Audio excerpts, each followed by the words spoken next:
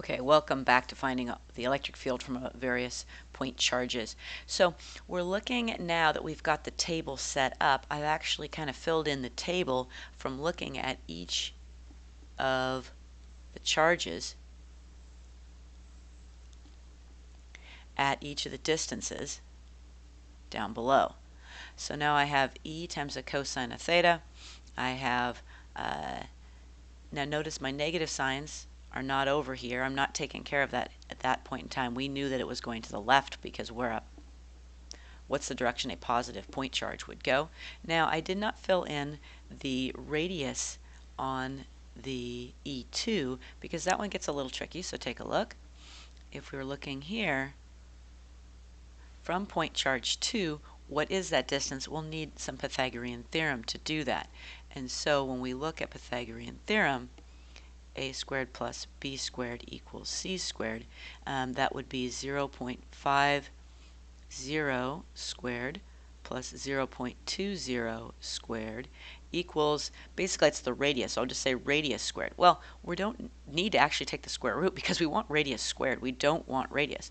So let's go ahead and just use that value and put it in green. 0.50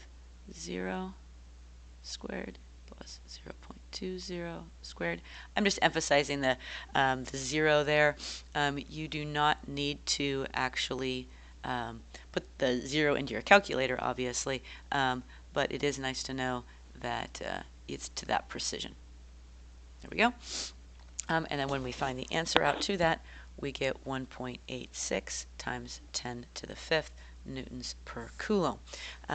Then we have our angle that we found, which was 21.8 degrees. We take this value times the cosine of 21.8 degrees to get our x.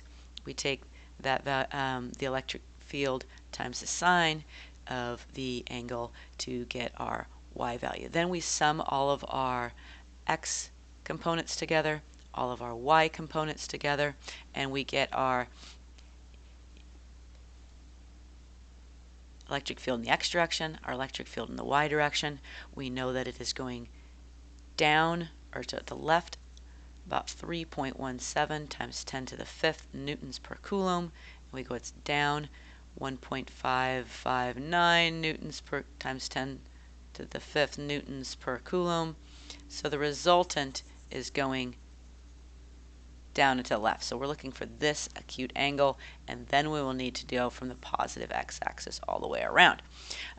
So first of all, we did some Pythagorean theorem to get the magnitude of it. Then we did our inverse tangent to get our angle. We're then going to add 180 degrees and get 201.8 degrees. Just a second. I don't believe that's 21. Nope, that is not correct. This is not 21. This is 26.2 degrees. And then when you add the vectors together to 180 degree, or when you add the angle 180, you get 206 degrees. So this is your final vector. It's going down, and you can see the value and the angle. So you can know what direction a positive point charge would go, and with how much strength it's any charge you put in there, you can figure out what that electric field is. Now, if you want to know, if you happen to know the charge at that point, let me go ahead and erase this angle component here. If you know that the point charge happens to be 2 microcoulombs, then you can go ahead and multiply the electric field times the charge to get the force.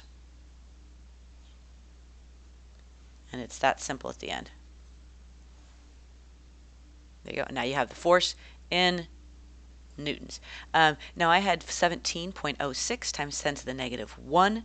That's weird. You don't want to end up with a 10 to the negative 1. Just move the decimal place to make the number smaller, because that's what 10 to the negative 1 means, divide by 10. So we're going to move that decimal place over one place. So it is 1.7 newtons is the force on that charge. And you know the angle at 201.8 degrees.